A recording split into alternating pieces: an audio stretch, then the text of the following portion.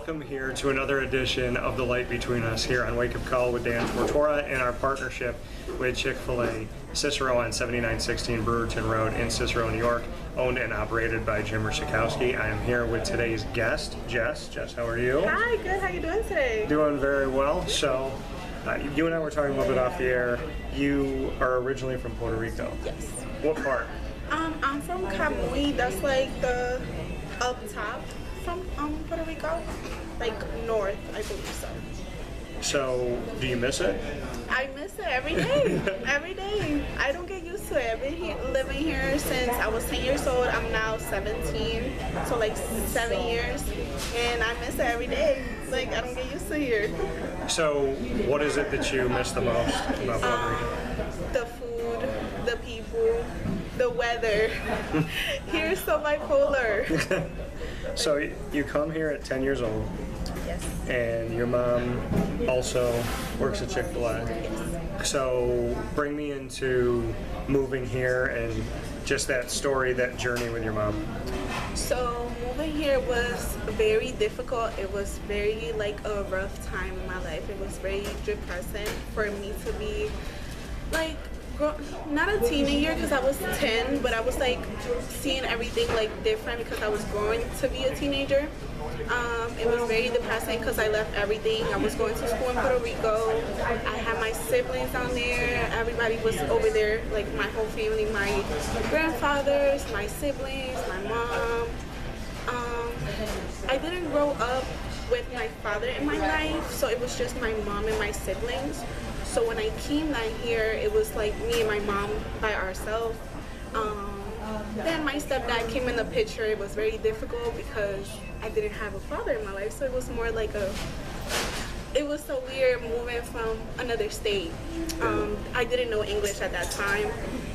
Coming here to a whole different school, not knowing the language, a new home, my siblings wasn't around. It was very depressing, but I kind of like walked myself through that. Like growing up, it was more like okay, now I have to grow up, now I have to be here with my mom and, you know, do everything right. So it was like that. So you said you didn't grow up with your dad. Mm-hmm. How did that kind of affect you?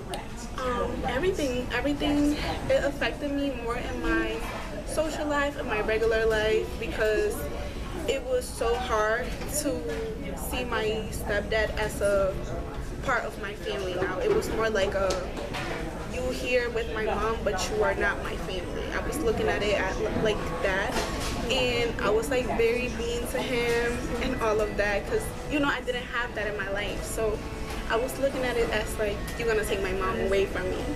I didn't see it as, okay, I'm gonna have like a father figure in my life now that I could look up to, I could have in my life. It was more like I don't want you, I don't want to get to know you. But I kind of just, now that I'm older and I see everything like from what it is, and, you know, I kind of noticed that he had a purpose in my life at that time as well. So, Do you feel like you not letting him in was maybe because of your dad? Yes, very much so. And do you feel like your relationship has grown with him now? I mean, is he a part of the family, or how do you look at that? Yes, I now see him as, I don't see him as my dad, you know, because your dad has to be your dad, but I do see him as part of my family because he was the one that taught me English. He was the one that was like taking care of me while my mom was working, trying to get us here and, you know, our house, our home. So it was more like I was pushing him away, but now that I look back at it, he has helped me become who I am today too, and see things different from how I was looking at it when I was young, and has helped me become an adult as well. So are you happy that even when you were pushing him away, he didn't go away? Yes. Yes, he still to this day bring it up like, you were so rude to me and all of that, but now that I'm looking at it, I'm like, that's just how I was, and how my dad not being there has not ruined it, but like kind of said things a different way for me, you know? So now I do appreciate him and always like tell him like, I'm so glad that you taught me English and that you helped me, and even though I was rude to you, you never went away. So he taught you English, Yes. taught you the language, and obviously you're comfortable with it today. Do you stay bilingual? Do you try to continue to speak Spanish? Yes. So at home, we always spoke English and Spanish because my mom is from New York City originally, from Brooklyn. So she always kind of taught us English and all of that, but that was not my first language. But now at home, it's like we speak both and all of that, so. You speak Spanglish at home? Yeah, kind of. And I'm the only one at home that knows English out of all my siblings, so it's like so cool now. So when you talk about your siblings, are they everyone from Puerto Rico who came up? Or They stayed. they stayed in Puerto Rico? Yes. They stayed. So your siblings that are here now, is that from your stepdad? Yeah, from my stepdad, but all my siblings are back in Puerto Rico. The They're back only in Puerto ones Rico. here is me and my mom. So you miss Puerto Rico, you miss seeing the family. Do you go back? Have you Yes. been back? Yes. I was just back there for September. Okay. Yeah. So what's that like to kind of live in both worlds where you go to visit your family here, but you've also built a life in central New York? At first, it was very difficult, like the first couple of times that I went, because it was like, I want to stay here, I don't want to keep going back, like it's so hard to keep moving and all of that. But now I'm like, okay, now I have to stay here because I have a job, I have school, I have to get all these things done and all of that. Now I don't see it as so hard, like I still miss them and everything, but I talk to them. So it's like, but I still have my life here. Like I still have to get used to being here and all of that. So the road that you've had, what's been the difficult pieces? You know, Jimmer says you have this story to tell. When he says that, what do you think about? I think about how I was so bad. Like I was so rude, I was so mean. Like I didn't have like a social life. It was always me and my mom, that's all I knew. That's still all I know to now, but now that I'm working here and everything, it's like, working here has taught me like patience, working with other people, being a team, making friendships that are like long lasting, that not everything has to have a response. Like I don't have to always be so smart, that I could just walk away from things, let it be, and just have faith in God and let everything be, because everything that's going to be for you is going to be for you. That, what you just said, is something that people struggle to believe when they're 30, 40, 50, 60 years old, that what's going to be for you is going to be for you, that whatever God has intended for you is yours. Why do you believe that? I believe that because everything that I've been through, I was depressed. I was like, I didn't want to be here. Like, it was so rough. My siblings are older than me. Like, my sister is 10 years older than me. My other brother is 12. So it was like, when I came here, it was like they all had their family over there. They all started their life. They're married. One of them have a kid. So it's like they all left. I looked at it as they all left me, but now that I'm thinking about it, I'm thinking about it as that's something that I had to go through, so I don't have to depend on them anymore, and I could just depend on myself and see things for what they are and build myself. Like working here, I always said that I wanted to have my own job. I mean, so I could grow as a person and get my own things together. Yeah. So I always looked at, I have to get a job, I have to study so I could become somebody and have my career. So I always pray, like when I turned 15, I always told my mom, I want to get my own job, I want to get my own job, and I was not thinking much of here. Yeah. But I grew up here. Since I was 10, I would sit here in the dining room and I would look at everybody. Sometimes my mom would give me trays to clean.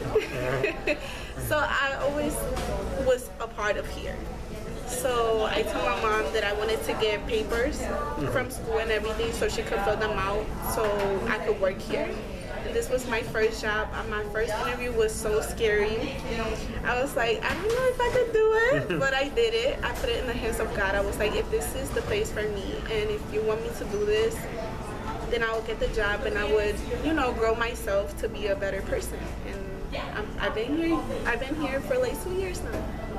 So you grew up around here, Yes. and like you said, you spent 5 years just watching your mom do her thing and whatnot. What can you say about your relationship with your mom, with Adriana, and then just what she has meant to you and what that relationship has been like? Because like you said, a lot of the times it's just been you and her. Yes.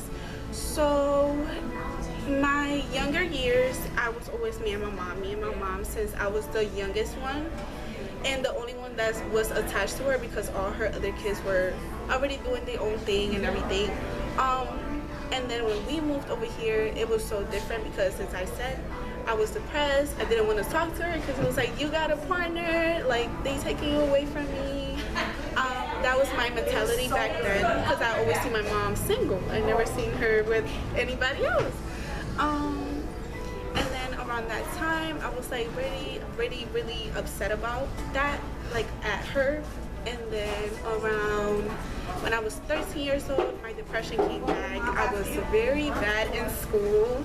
Like I wanted to run away. I wanted to do all these things because I was so upset at my mom and her decision of coming here and leaving me, like explore everything by myself.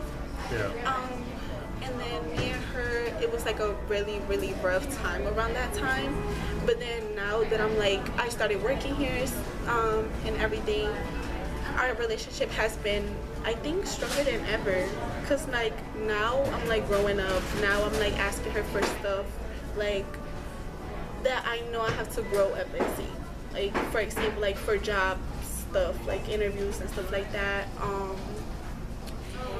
Or now that I'm like working here, I be telling her like, oh, let's go out on a date. Now I have my own money and stuff like that. So it's like now I'm growing up and trying to show her like, you made me, like you made a great example. Like I want to be just like her. Everybody that comes to me is like, oh, you're Adriana's daughter, you look just like her, or something like that. And it makes me feel so proud because it's like I see my mom struggle. I see my mom tries to be the best that she can for all her kids, and it's like that's paying off. I want her to see that that's paying off, that we appreciate her and respect her no matter how old we are.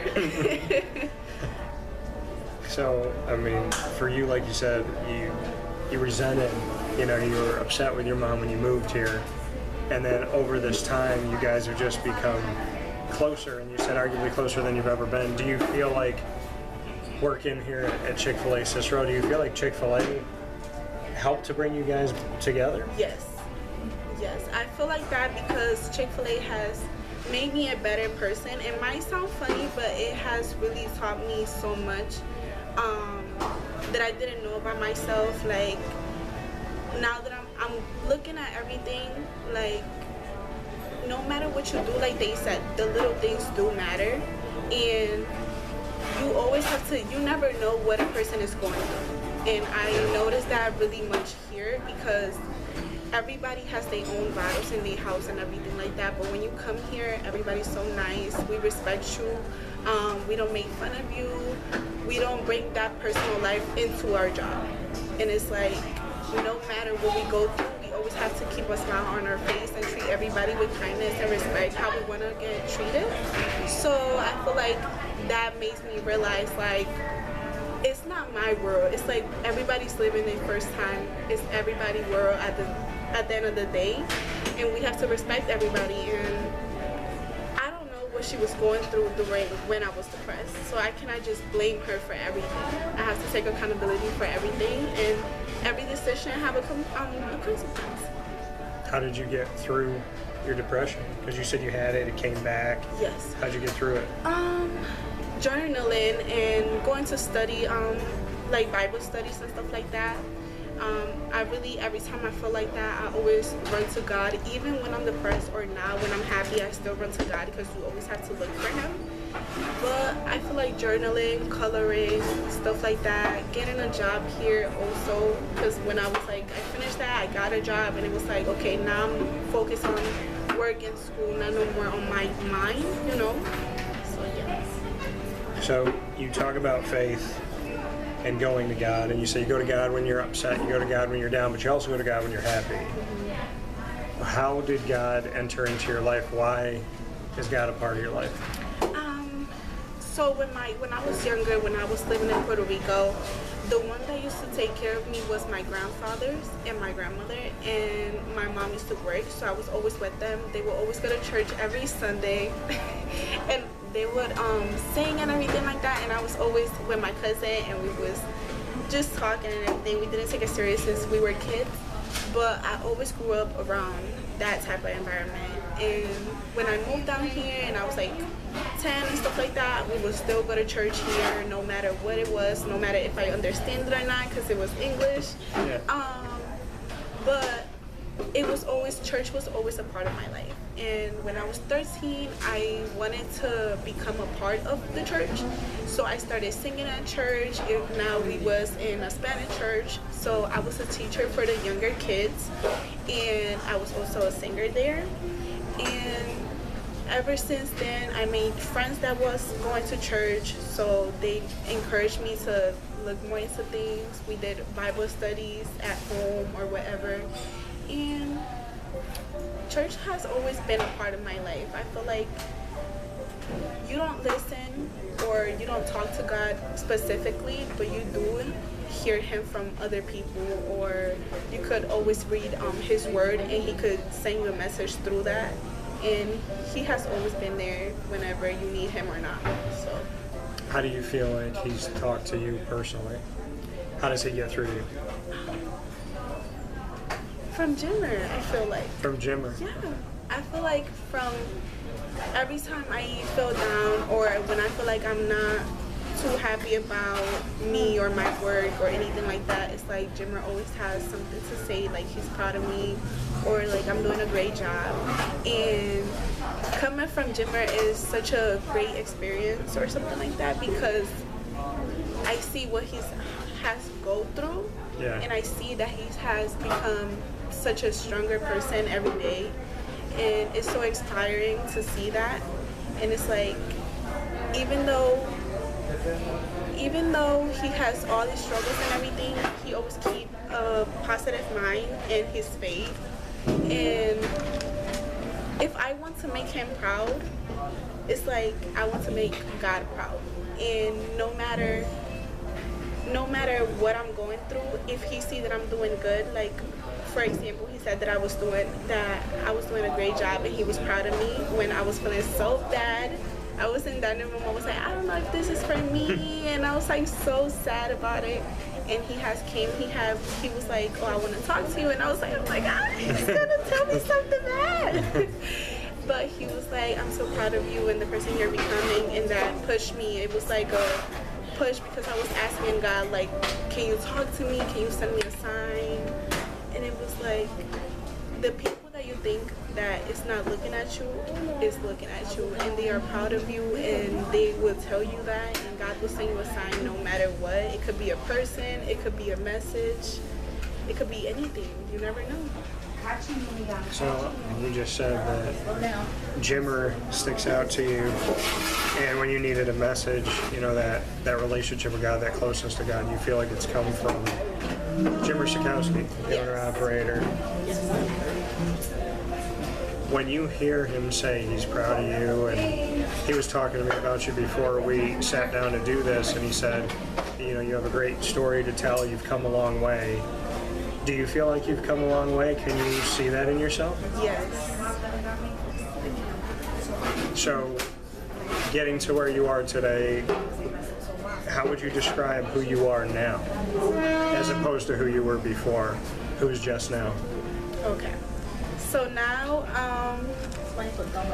I'm not depressed anymore. I feel like once you run to God and you have a relationship with God, that depressing thing is not more as depressing. Like depression is non-existent now, because you cannot believe in God and then be depressed, because that's the honest thing. That's like, I cannot be who I was, or I cannot think about the past as something that's holding me back. I have to think about the past as something that's gonna make me who I am today, and I'm still learning every day. You learn every day, so I just I have to keep growing in God and everything, and I feel like He has helped me, and everything like that. You said, like, you go to Him, you hold on to Him, and that you can't be depressed, you can't be down if you're around God because God is happy, God is light, God has all that goodness. When you find yourself having a rough moment, a tough time, you're hard on yourself, something doesn't go your way, how do you go to Him? How do you go to God? I either start talking to Him, or I either start singing and listen to His songs while I sing and listen to His songs and just breathe and everything like that, and just like give all my worries to Him. It's more like I become peaceful, and it's more like you got this, you're gonna overcome this that you're feeling and thinking. Because if you believe it or not, your mind is a strong thing, and your mind is very, very strong, and you cannot let your mind control your emotions and you as a person. You always have to think about being positive or anything like that, no matter what you're going through. Big message, positive message. And coming from a 17-year-old, when I'm talking to people in their 50s and 60s, they're like, what do I do? So you've had such a journey to where you are today. Yeah. And yet, your best days are ahead of you. Yes. Like, do you get excited for that? I'm excited and nervous. I don't know what to expect. I'm like, when I was turning 17, I was like, I don't want to keep growing up. Like, I was like, now that I'm working and seeing things for what they are, I'm like, it's hard. The life is hard, and living here is so hard. But, you always gotta do what's best for you and everything like that. So I'm scared, but not too scared. I'm excited to see what God and everything has for me in the life that I'm gonna live. Coming from Jess here on Wake Up Call with Dan Tortora is The Light Between Us, in partnership with Chick-fil-A Cicero here on 7916 Brewerton Rd in Cicero, New York. We hope you have a wonderful day. Thank you to you, Jess. My pleasure. And as always, as we tell you here on the show, God bless, no stress, do your best. Be the best you can be. Thank you for your words My today. pleasure. We'll talk with you soon.